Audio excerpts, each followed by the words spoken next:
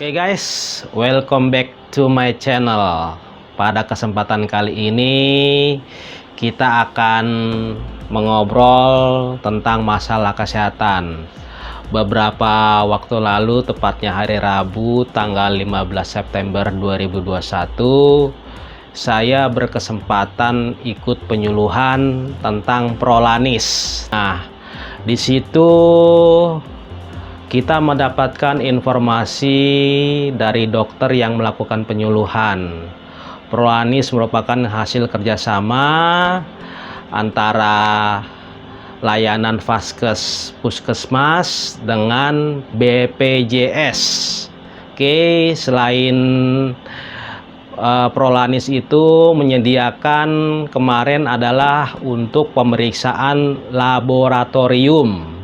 Di samping itu juga ada klub sehat, ada senam sehat, pokoknya bermacam-macam deh. Nah, untuk kalian ketahui, diabetes mellitus merupakan salah satu, menurut data WHO ya guys, data WHO itu 10 penyakit terbanyak yang menyebabkan kematian.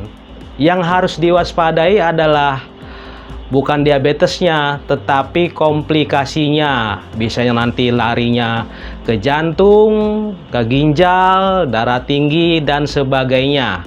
Makanya ya guys, kalian sejak sekarang apabila suka merasa haus, cepet haus, lalu ada gatal-gatal atau ada kram di sekitar tubuh, tangan, kaki, itu harus waspada ya guys, karena itu salah satu tanda-tanda kalian terkena diabetes mellitus. Oke, tanpa berlama-lama lagi, inilah cuplikan waktu saya ikut penyuluhan tersebut di Pusat Kesehatan Masyarakat Kecamatan Penjaringan, Jakarta Utara. Sehat itu gaul. Oke, selamat menyaksikan.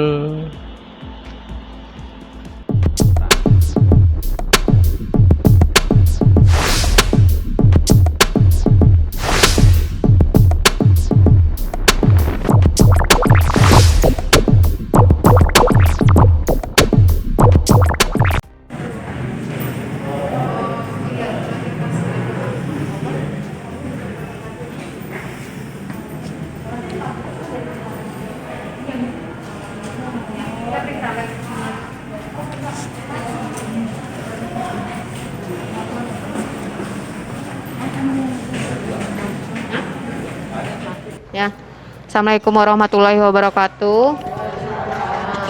Perkenalkan, saya Dr. Linda ya Bu ya, penanggung jawab Prolanis yang baru menggantikan Dr. Lisbeth.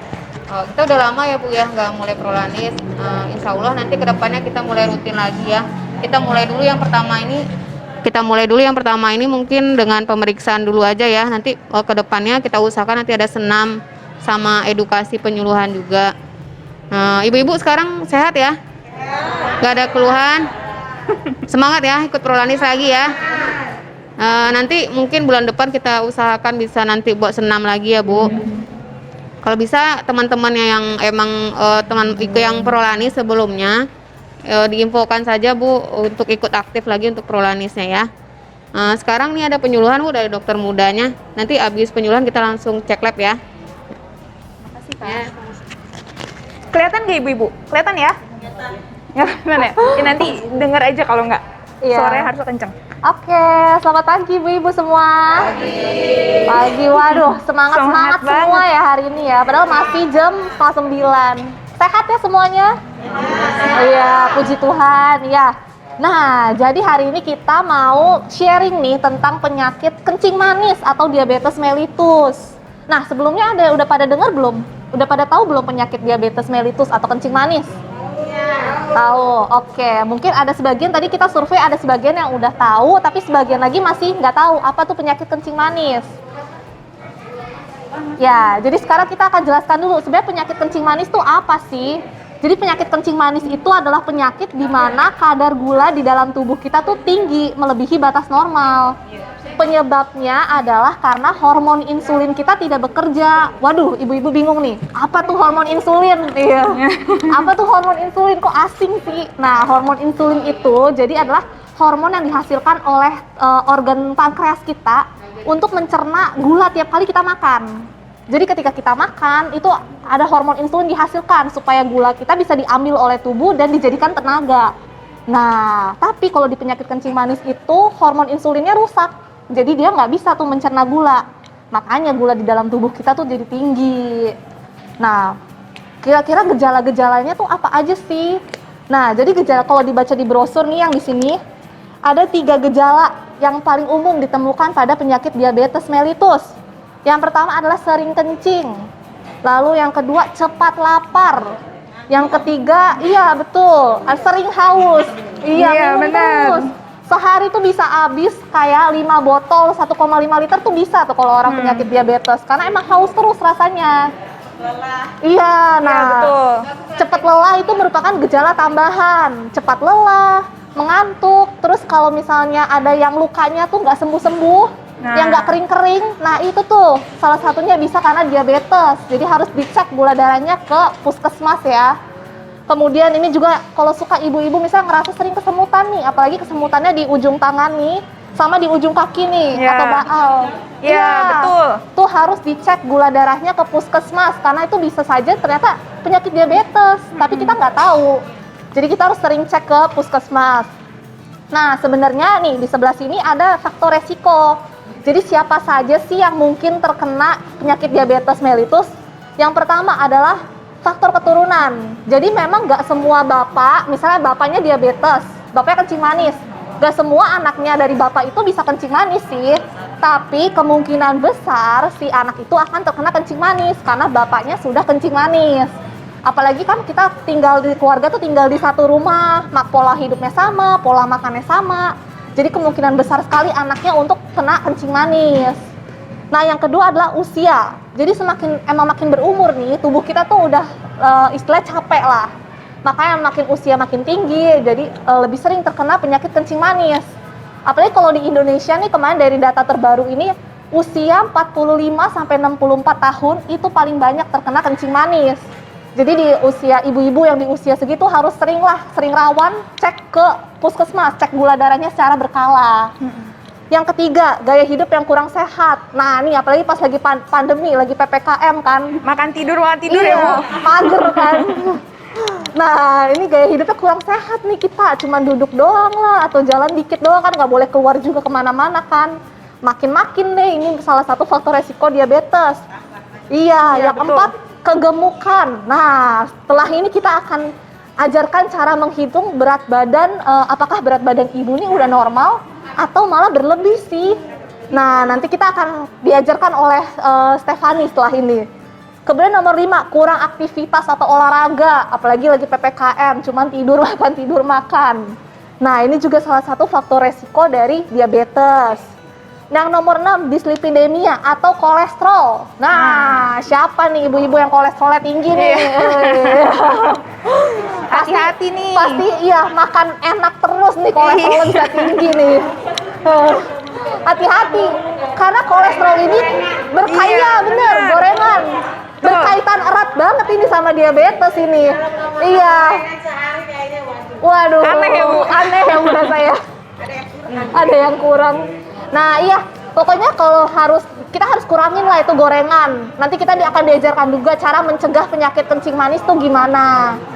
Oke, selanjutnya mungkin akan jelaskan Kak Stefani. Boleh nih Bu dibalik ya halamannya. Jadi yang ini. Nah, di sini kita udah masukin nih Bu. Gimana sih cara mencegah diabetes? Yang pertama itu latihan jasmani. Nah, latihan jasmaninya gimana? Durasinya itu sebenarnya yang disarankan adalah 150 menit per minggu. Tapi sekali olahraga 30 menit aja cukup, Bu. Gak usah ribet-ribet, jalan kaki aja keliling komplek. 30 menit itu cukup. Nah, yang kedua adalah cek gula secara teratur. Kalau ibu-ibu punya alat untuk cek gula di rumah yang ditusuk di jari, nah itu boleh.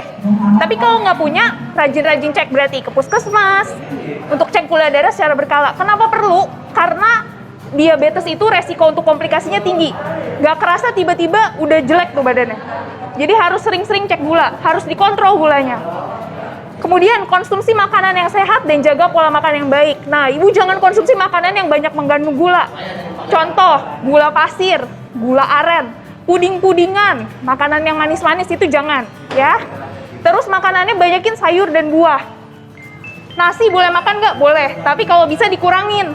Lebih baik lagi kalau bisa diganti sama nasi merah, ya.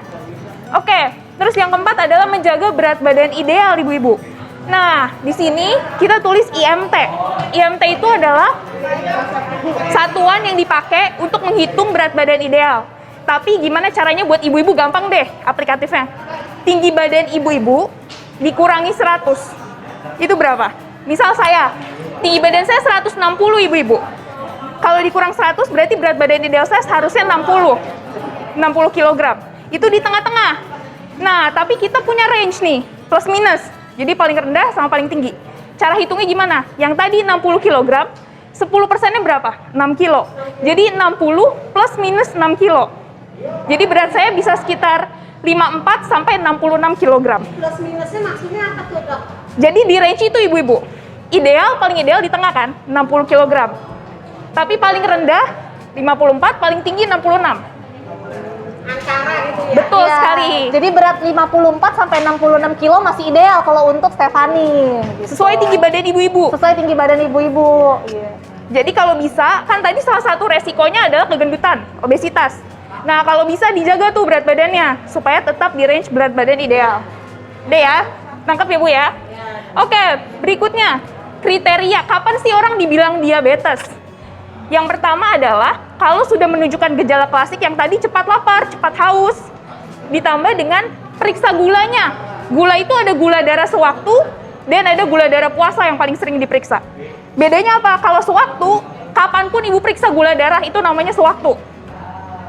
Kalau puasa, ibu harus puasa dulu. Berapa lama sih puasanya? Minimal 8 jam ya. Jadi ibu kalau periksa gula, habis puasa 8 jam, itu masuknya ke gula darah puasa. Kalau gula darah sewaktu, potongannya 200. Di atas 200, hati-hati tuh. Jangan-jangan gula kencing manis. Kalau Iya, puasa berapa? diabetes. 126. Ya. Ada juga nih, paling bawah, TTGO. TTGO itu adalah tes toleransi glukosa oral. Itu apa? Ini kalau misalkan ibu periksa di lab, nanti ibu disuruh makan dulu sama orang lab ya. Biasanya dikasih sama orang labnya. Makan roti, misalkan. 2 jam kemudian baru dicek. Jadi bukan berarti ibu makan roti sendiri ya. Harus diberikan instruksi dari labnya. 2 jam kemudian baru periksa. Nah itu potongannya juga 200. Nah itu dulu deh ibu-ibu. Ada yang mau tanya dulu nggak nih sampai sini? Sudah bermanfaat ya Bu? Lebih ngerti tentang diabetes? Jadi lebih paham cara mencegahnya gimana? Apa yang harus dilakukan? Nah, ya untuk ibu-ibu semua harus ukur cek gula darahnya. Minta ke puskesmas untuk yang belum pernah cek gula darah, coba cek gula darah. Apalagi usianya sudah di atas 40 tahun. Yes. Karena seperti yang kita ketahui, di atas 40 tahun adalah faktor resiko terjadinya diabetes. Dan di Indonesia sendiri dengan pola hidupnya yang seperti ini, dengan makanan kita suka makan cepat saji, makanan instan, semuanya itu sangat meningkatkan faktor diabetes. Jadi ibu-ibu harus cek ya gula darahnya sedini mungkin supaya kita bisa cegah komplikasi-komplikasinya nanti. Jangan datang-datang ke puskesmas misalnya udah tangannya udah sering kesemutan atau misalnya tangannya tiba-tiba matanya udah burem. Nah, itu karena udah komplikasi dari diabetesnya. Jadi sebelum komplikasi kita cek dulu gitu. Oke, mohon ya. Kalau mau ngecek kan manusia setiap bulan apa? Sebenarnya seidealnya ya sebenarnya 6 bulan sekali nggak apa-apa. 6 bulan sekali nggak apa-apa ya. Kalau misal Ibu ada alat cek di rumah iya, nggak? ada nggak? Kalau nggak ada alat cek di rumah, disarankan lebih sering sih Bu. Sebulan sekali atau 2 minggu sekali gitu boleh. Tapi kalau misalkan Ya. kalau misalkan nggak ada alat cek lebih sering. Karena kalau ada alat cek kan kita bisa pantau sendiri di rumah ya. Nah, tapi kalau misalkan nggak ada, ibu datang ke puskesmas bulan sekali juga nggak apa-apa.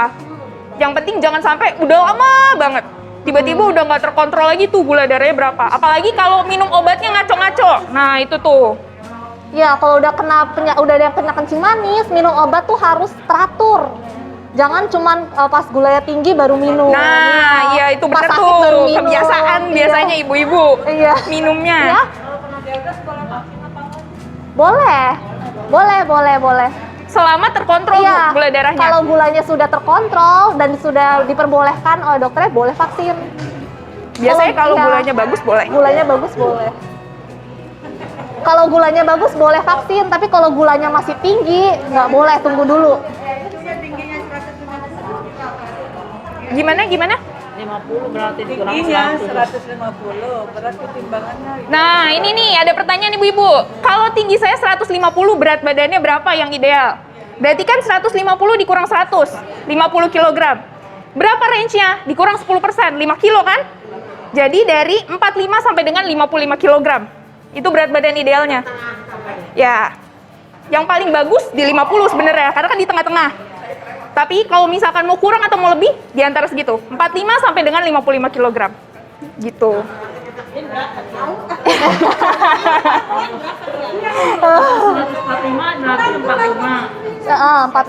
45. Iya. Jadi harus berapa itu? 41, 45, 40, 40, Ibu 145.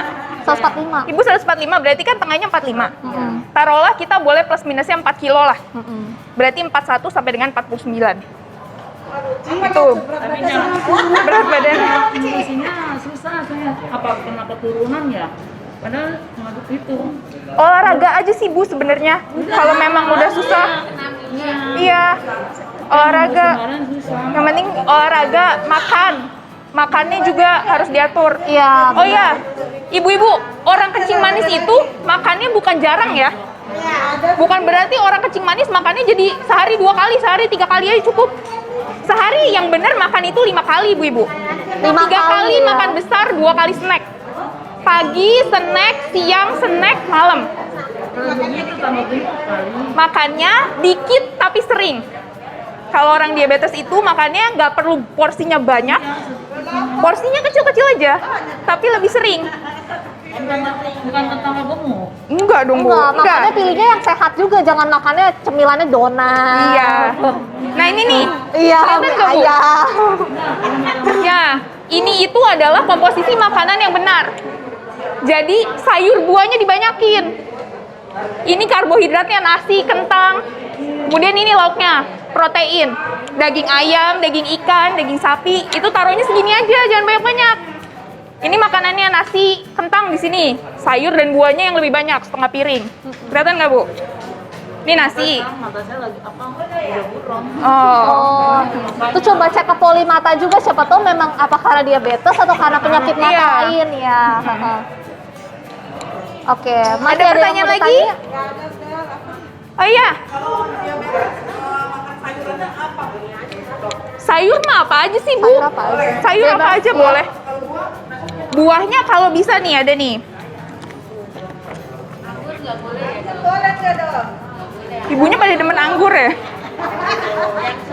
Nih, jadi kalau misalkan mau makan buah, makanan selingan itu dibiasakan kalau boleh yang gulanya aman. Jadi semacam kayak pepaya, apel, pisang boleh, pisang nggak apa-apa sih. Pisang sebenarnya nggak boleh terlalu banyak karena pisang Sedikit gulanya aja. tinggi. Iya. Heeh. Jeruk boleh. Iya, jeruk boleh. Jeruk, melon, apel itu boleh. Mm-mm. Anggur jangan banyak-banyak, Bu. Mama. Lengkeng juga jangan. Terlalu manis, iya. Dikit aja. Bukan nggak boleh ya, boleh tapi sedikit aja. Ntar keenakan abis baskom. Apel aja, Bu. Apel kan murah Iya. juga. Pokoknya manis-manis tuh emang buah ada yang manis jadi nggak boleh. Dikit. Pare. Pahit dong, Bu, pare. Udah, ibu-ibu ada yang mau bertanya lagi? Udah nggak ada ya?